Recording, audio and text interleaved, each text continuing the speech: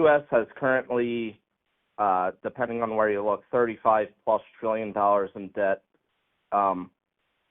If and when Donald Trump is elected and the Government Efficiency Commission is enacted, what is your first steps in tackling the nation's debt? Well, I think serving President Trump, I'm definitely praying for a victory here, and I think it's going to happen, but we don't want to be complacent.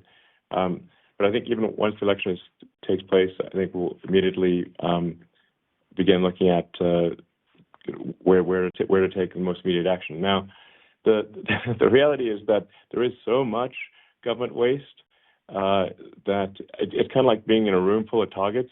Like you can't miss. You fire in any direction, you're going to hit a target. So, but overall, we just, as a country, obviously, we need to live within our means, and so that means just looking at every line item, every expense, and saying, is this necessary at all?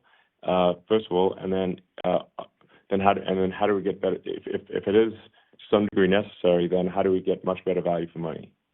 And just going through that one item at a time, no exceptions, no special cases. My opinion is also we need to simplify the tax law. I mean, there's way too many. It's incredibly complex. There are too many deductions, incentives, etc. It's too complicated for anyone to understand. And then we end up spending, companies and people end up spending a bunch of money on, complex accounting and legal stuff, and that we should just have a much simpler tax code, that's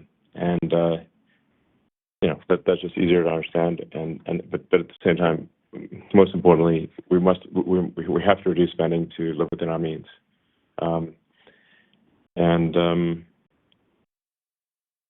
that necessarily involves some temporary hardship, but it will ensure long-term prosperity. Next up, we have a question